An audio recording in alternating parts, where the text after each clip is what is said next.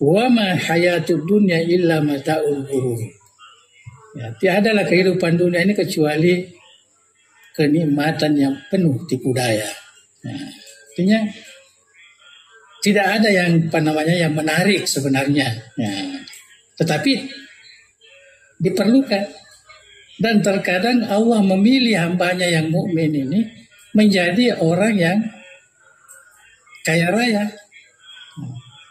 Sehingga kita juga dalam beribadah ada zakat. Kita ada zakatul mal. Kalau kita memang disuruh hanya miskin semua orang Islam ini, tidak adalah zakat.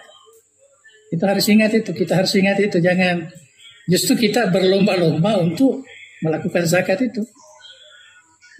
Jadi kita harus pahami bahwa penerangan Al-Quran, ya, statement Al-Quran tentang dunia ini itu hanya ingin menyadarkan kita supaya kita ini jangan diberikan full perhatian kita kepada dunia. Ya, jangan. Ya, tetapi yang perlu diberikan perhatian banyak, fastabiqul khairat. Dan itu perintah dari Allah Subhanahu wa taala. Fastabiqul khairat tadi, al-khairat itu banyak sekali. Hudal lil muttaqin, dapat hidayah, dapat rahmat, dapat ketakwaan, dapat keikhlasan. Itu semua perlu yang disebut sebagai kebaikan, ya, untuk di akhirat. Walaupun di dunia kita rasakan, ya, seperti yang kita baca di dalam ahwal itu kita rasakan di dunia ini. Ya, murakabah, ada rasa kenikmatan, cinta, ada rasa khuf, mahabbah, ya, ada rasa khauf, ada rasa raja. Itu kan kenikmatan yang kita rasakan, ya, di dalam hati, pemberian dari Allah Subhanahu wa taala. Nah, jadi jangan salah di dalam memahami ayat-ayat ini. Ya, jangan kata, wah kalau begini susah ini. Ya, tasawuf ini begini ini. Nah, ya, karena ada juga orang-orang sufi tetapi diberi oleh Allah Subhanahu wa taala harta yang banyak. Ya. Mungkin usahanya sedikit tetapi Tuhan bagi. Ya, karena yang memberi rezeki ini kan Tuhan. Ya, bukan usaha kita. Ya, Tuhan yang memberikan. Jadi cuma perhatian orang itu, inilah yang sebenarnya sengaja disebutkan dalam ayat Al-Quran, karena orang itu baru dianggap hebat, baru dianggap kukuh hidupnya sebagainya kalau dia memiliki harta yang banyak, ya, harta yang banyak, ya, padahal asalnya tidak juga, ya, karena pemberian harta itu sudah diatur oleh Allah Subhanahu wa taala. Ya, pekerjaan kita pun sudah diatur. Inna sa'yakum lasyatta, sudah diatur itu. Jadi cuma kita tidak boleh berpangku tangan. Nah, tidak boleh, mesti ada usaha, ya, harus berdampingan dengan fastabiqul khairat. Ya, kita disuruh bayar zakat. Kalau disuruh bayar zakat maknanya kita disuruh cari uang karena disuruh zakat. Ya, kita disuruh naik haji, itu memerlukan biaya. Ya, jadi semua ada kaitan dengan dunia ini, cuma kita perlu paham. Nah, dunia ini beginilah sebenarnya hakikatnya. Nah, begini sebenarnya hakikatnya. Itu hanya mata'ul ghurur, hanya laibun walahun. Ya, jadi itulah hakikat sebenarnya. Kemudian ayat Al-Quran mengatakan, man kana yuridu harsal akhirah nazid lahu fi harsi. Ya, barang siapa yang hendak, ya, melakukan, ya, tanaman akhirat, nah, kami akan tambahkan. Jadi kalau usahanya senantiasa usaha di akhirat, Allah akan menambahkannya dalam usahanya itu. Wa man kana yuridu harsad dunya, ya, kalau usahanya hanya untuk dunia saja, ya, kalau dia mengatakan Rabbana atina fid dunya, sampai di situ saja. Nah, dia tidak fid dunya wa fil akhirati hasanah, tapi sampai di dunia saja. Malahu fil akhirati min khalaq. Nah, tidak ada bagiannya di akhirat. Nah, jadi itu apa namanya sebagai peringatan kepada kita. Nu'tihi minna wa ma lahu fil akhirati min nasib.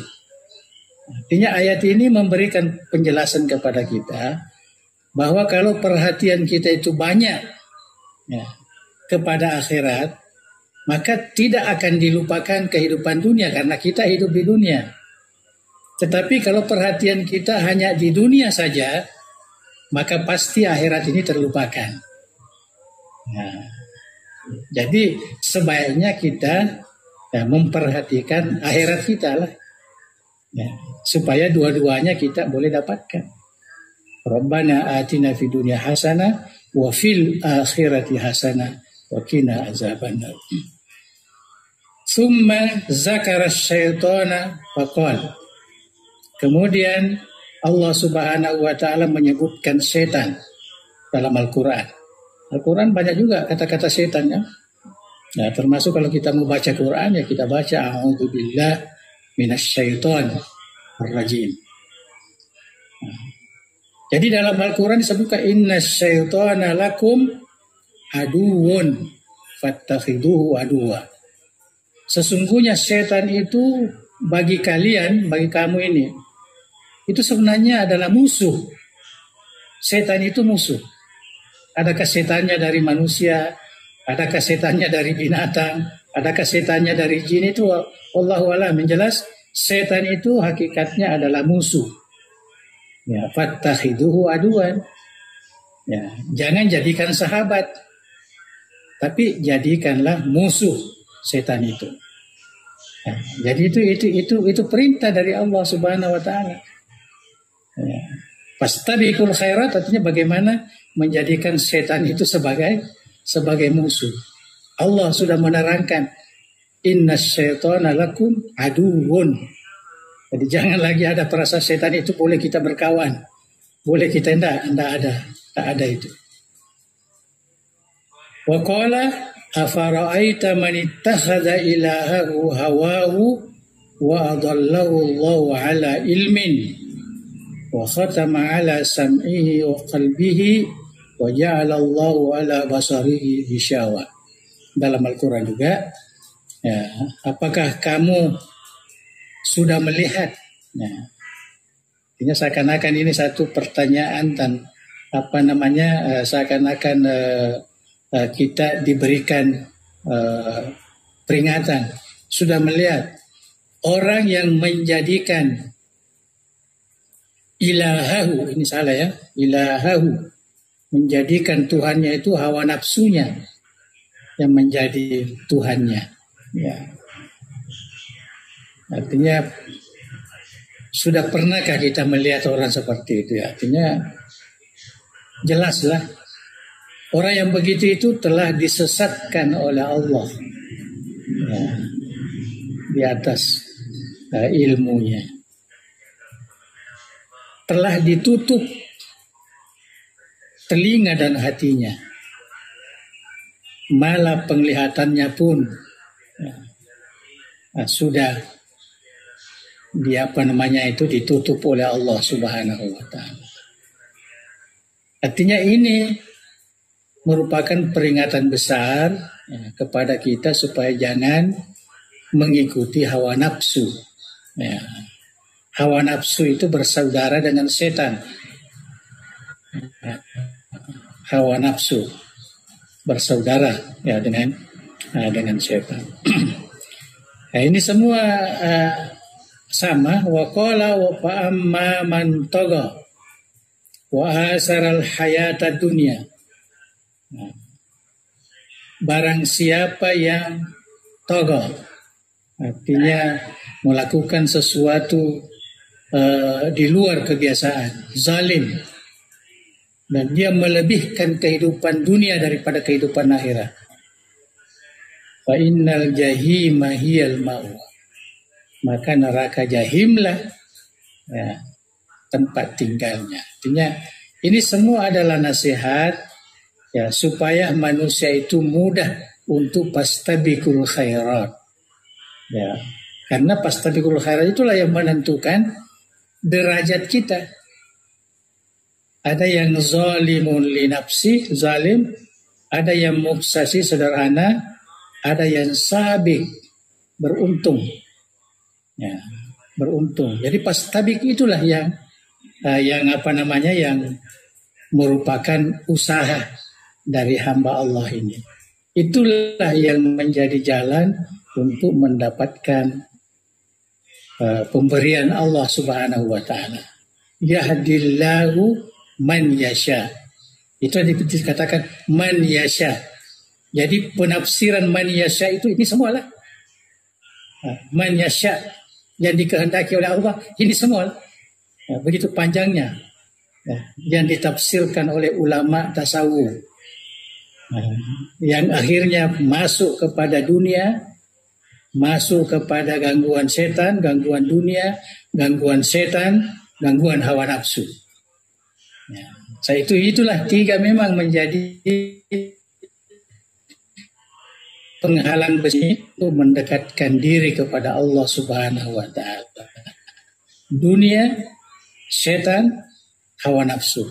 Ingatlah, dan ini semua berasaskan dengan ayat suci Al-Qur'anul Karim. Dan inilah juga yang menjadi asas bahasan ulama ilmu tasawuf. Ulama tasawuf. Jadi bagaimana mereka tidak dipengaruhi oleh dunia. Bagaimana mereka tidak dipengaruhi oleh setan. Bagaimana mereka tidak dikuasai oleh hawa nafsunya. Setan adalah musuhnya. Ya, itu yang yang dapat menjadi kesimpulan daripada ayat-ayat suci Al-Quran ini. Wa ma yusluhu dzalika minal ayat, dan ayat-ayat yang sama dengannya allati naddaballahu ta'ala al-khalqa ilal musara'ah, yaitu ayat-ayat yang dimana Allah Subhanahu wa taala menyuruh menggalakkan umat manusia ini untuk musara'ah, ya, artinya bergegas, istibak, untuk berlomba-lomba, ila ta'alluq wa takhalluq biha, untuk ta'alluq, berhubungan dengan Allah Subhanahu wa taala. Juga untuk mendapatkan asid wal ikhlas fiha katsira. Ini di situ banyak sekali. Wal mu'minuna fi qabuli zalika mutasawun. Dan orang-orang beriman dalam menerima ini sama. Artinya boleh dia pahami seperti ini. Tetapi wa fi munazalatiha, di dalam melaksanakan itu semua, wa rukubi haqaiqiha, dan melaksanakan segala hakikat keimanannya itu, mutafawitun, tetap bertingkat-tingkat. Itulah yang zalim li nafsi, muqtasid, dan sabiqum bil khairat. Wal jami' mukhatabuna. Sedangkan semua umat manusia itu adalah merupakan orang yang menerima seruan itu, seruan dari Allah Subhanahu wa taala. Kita semua terima. Ya, kita semua boleh paham apa yang disebutkan oleh ulama kita tadi. Ayat Al-Quran mudah, kita pahami semua.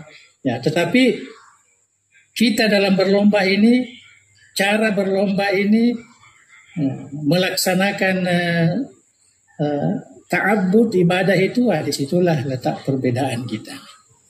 Ya, disitulah letaknya. Kesungguhan kita itu di situ berbeda. Mungkin niat kita berbeda, mungkin keikhlasan kita berbeda. Ya. Jadi itulah yang disebutkan. Jadi insya Allah akan datang kita akan baca yang terkait dengan derajat, ya, derajat umat Islam atau umat mukmin ini di dalam merespon ayat-ayat suci Al-Quran yang berkaitan dengan ta'abudiyah ini, itu ibadah kepada Allah Subhanahu wa taala. Karena disitulah letak perbedaannya orang-orang sufi dengan yang selainnya. Nah, itu meresponnya ayat-ayat yang memerintahkan kita untuk beribadah. Secara umum tadi sudah dijelaskan. Ya, sikap kita kepada dunia bagaimana, sikap kita kepada syaitan bagaimana, sikap kita kepada hawa nafsu. Ya, kemudian yang awal tadi sikap kita kepada rahmat Allah Subhanahu wa taala, pemberian Allah, masyiah Allah. Itu sudah dijelaskan tadi dengan sejelas-jelasnya. Wallahu a'lam bishawab.